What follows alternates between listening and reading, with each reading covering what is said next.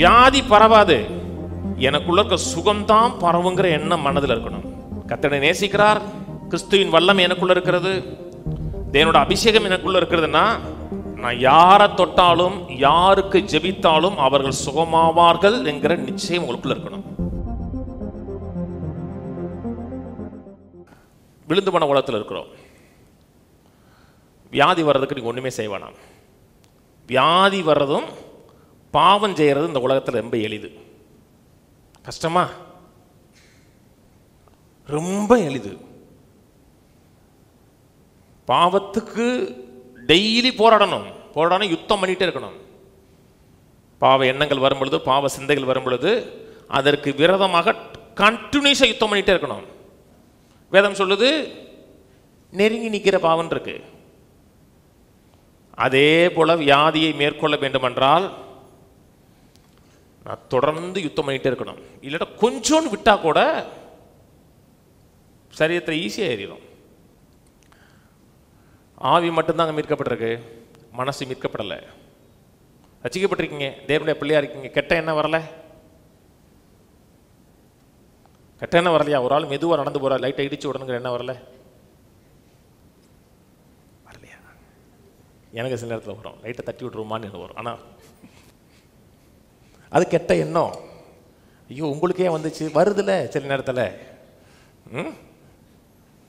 உடனே நான் பாவி கிடையாது, உடனே என்ன செய்யணும், அந்த எண்ணத்துக்கு விரோதமாக நான் யுத்தம் பண்ணணும். இல்லை, அப்படி செய்யக்கூடாது, அவர் பலவீனமாக இருக்கிறாரு, அவர் கை பிடிச்சி போகணுங்கிற அப்புறம் நம்ம அதை மேற்கொள்ளணும்.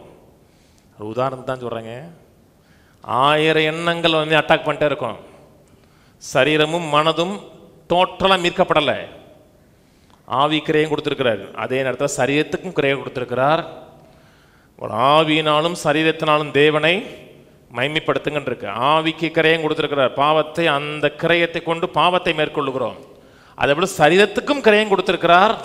அதை அறிந்து வியாதிக்கு விரோதமாக யுத்தம் பண்ணுகிறதுல தீவிரம் காமிக்கிறோம். அப்படிங்கிறீங்க. ஆனால் மக்களுடைய மனதில் சுகம் வந்துரும் என்கிற எண்ணத்தை காட்டிலும் வியாதி வந்துருங்கிற எண்ணம் தான் மக்களுக்கு ரொம்ப தீவிரமாக இருக்கும். சுகம் பரவும் என்கிறதை காட்டிலும் வியாதி ஈஸியாக பரவிருங்கிற எண்ணம் தான் இருக்கும். இந்த கொரோனா பீரியடு வந்துச்சு பார்த்தீங்களா? கொரோனா பீரியடில் ஒருத்தன் சும்மா இருமுனா கூட இவங்களுக்கு வந்து தலைவலிக்கிற மாதிரி இருக்கும், காய்ச்சல் அடிக்கிற மாதிரி இருக்கும், உடனே தொண்டை கரகரன்னு கறக்கிற மாதிரி இருக்கும். ஏன்னா வியாதி பரவுங்கிறதுல ரொம்ப கவனமாக இருக்காங்க. ஆனால் எனக்குள்ள சுகம் இருக்கிறது, அந்த சுகம் பரவுங்கிற எண்ணம் மக்களுக்குள்ள இல்லை. வியாதி பரவுன்னு விசுவாசிக்கிறோம்ல, அதுக்காக அடுத்த மூஞ்சியில் தும்மக்கூடாதுங்க. அதுக்கு ஒரு காமன் சென்ஸ் இருக்கும். தும்முனீங்கன்னா மறைச்சு வச்சு தும்மணும், அடுத்தவங்க எச்சிப்படக்கூடாது, ஒரு காமன் சென்ஸ் இருக்கணும். ஆனால் வியாதி பரவாது, எனக்குள்ள இருக்க சுகம்தான் பரவுங்கிற எண்ணம் மனதில் இருக்கணும். இந்த எண்ணம் முக்கியங்க. இந்த சிந்தை மனதில் எண்ணத்தில் ஆழமாக பதியணும். கர்த்தரை நேசிக்கிறார், கிறிஸ்துவின் வல்லமை எனக்குள்ள இருக்கிறது, தேவனோட அபிஷேகம் எனக்குள்ள இருக்கிறதுனா நான் யாரை தொட்டாலும் யாருக்கு ஜெபித்தாலும் அவர்கள் சுகமாவார்கள் என்கிற நிச்சயம் உங்களுக்குள்ள இருக்கணும். அந்த எண்ணம் எனக்குள்ள எப்பவுமே இருக்குங்க. அன்னைக்கு ஒருத்தர் டிவியை பார்த்து கூப்பிட்டாங்க. அவருக்கு வந்து லங்ஸில் பிரச்சனை நினைக்கிறேன், சம்திங். அவர் தூங்கி 1 மாதம் ஆச்சுனாங்க.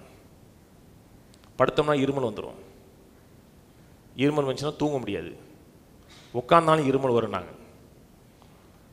சென்னைக்காரங்க தான் கூப்பிட்டாங்க. அந்த ஐயாவுக்கு ஜெபம் பண்ணேன். 2 நாள் கழித்து கூப்பிட்டாங்க அந்த அம்மா. ஐயா 2 நாள் நல்லா தூங்குறார் ஐயா, ஒரு இருமல் இல்லையான்னாங்க.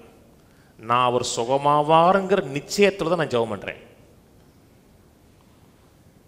இது முக்கியங்க. இந்த எண்ணத்தை சில மக்கள் பரியாசம் பண்ணலாம். அது என்ன எல்லா வியாதியும் சுகமாக்கிடுவாரா? நான் சுகமாக்குவார்னு சொல்லலை, நான் ஜெபிப்பேன்னு சொல்கிறேன். நான் ஜெபிப்பேன், கர்த்தர் சுகமாக்குவார்னு சொல்கிறேன். நான் ஜெபிக்கும் பொழுதே அவர் சுகமாவார்கள் என்கிற எதிர்பார்ப்பு எனக்கு இருக்கு.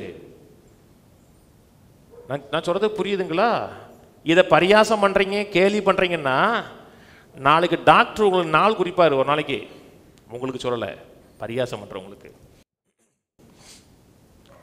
3 மாசத்துல போயிருன்னு சொன்னார்னா அப்புறம் என்ன மாதிரி ஆளு தான் உங்களுக்கு வேணும். என்ன மாதிரி ஆளுன்னா பூர்ணமாக கர்த்தர் வியாதியிலிருந்து சுகமாக்குவாருங்கிற எண்ணம் உள்ள ஆட்கள் தான் உங்களுக்கு வேணும். அந்த நேரத்தில் அப்படிங்கிற ஆள் தேவையில்லை. ரொம்ப அலட்டாத ராசா அப்படின்னு சொல்ற ஆள் இல்லை. நிச்சயம் வேணுங்க. கர்த்தர் சுகமாக்குவார், ஆரோக்கியப்படுத்துவாருங்கிற நிச்சயம் ஆழமா உள்ளத்துல பதியணும்.